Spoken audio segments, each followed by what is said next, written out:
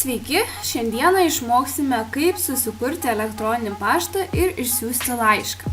Taigi pirmiausia įsijungiame internetą ir į paieškos laukelį įrašome elektroninis paštas arba Gmail arba tiesiog paspaudžiame mygtuką viršuje. Toliau atidarome ir apačioje randame mygtuką susikurti paskyrą. Atidarę randame anketą, kurioje surašome savo duomenis. Taigi vardas, pavardė. Renkantis vartotojo vardą, daugelis vardų jau yra užimti. Taigi turime būti labai kūrybingi ir susikurti tokį vardą, kuris dar nėra užimtas.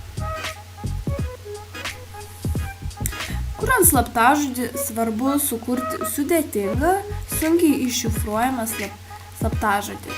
Nenaudokite vardų, pavardžių, gimimo metų, tačiau atminkite, jog slaptažodis turi būti lengvai jums įsimenamas.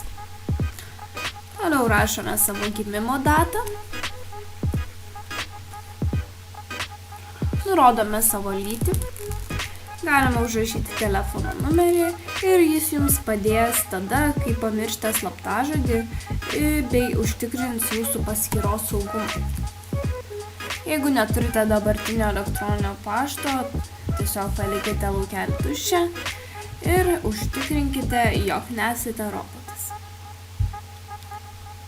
Toliau nurodykite savo vietovę ir paspaudžiame mygtuką. Toliau perskaitome taisykles ir spaudžiame sutinku. Taigi toliau reikia patvirtinti savo adresą telefonu. Taigi tiesiog įrašykite savo telefoną ir gausite patvirtinimo kodą, kurį įrašome į šį laukelį ir tiesiog patvirtiname savo naująjį adresą. Ir beliko keli žingsniai, spaudžiame prisijungti ir rašome savo naująjį adresą.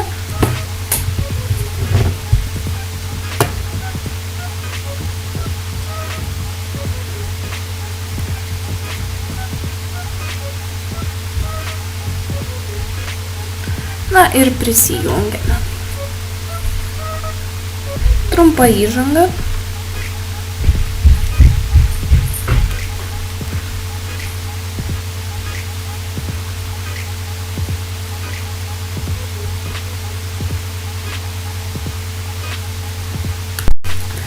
Na, o dabar išsiųskime laišką.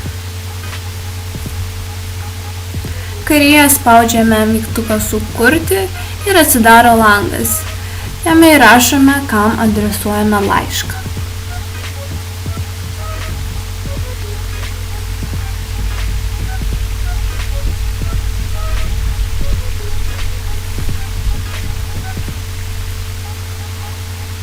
Parašome toliau laiško temą.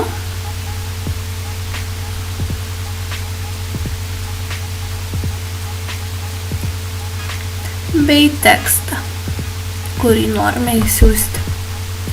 Taip pat galima pakeisti laiško šriftą, galime jį pastorinti, pabraukti, padaryti pasvirą, žodžiu, visokių funkcijų.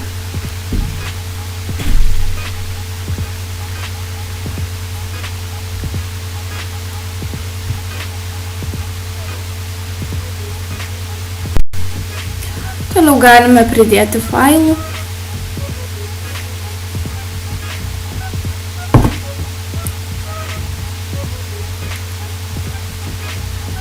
Ar atlikti kitokias funkcijas.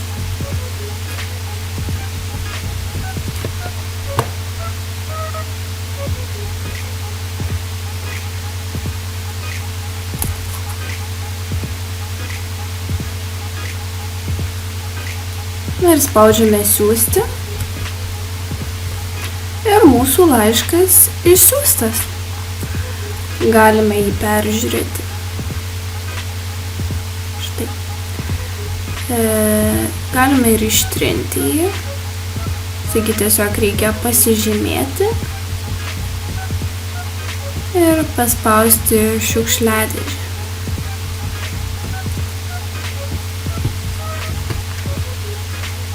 Na ir viskas. Taigi šiandieną išmokome, kaip susikurti elektroninį paštą ir išsiųsti laišką. Pamokai naudojau programą Camtasia Studio, nes šią programą lengva redaguoti bei galima atskirai įrašyti savo balsą. Ačiū.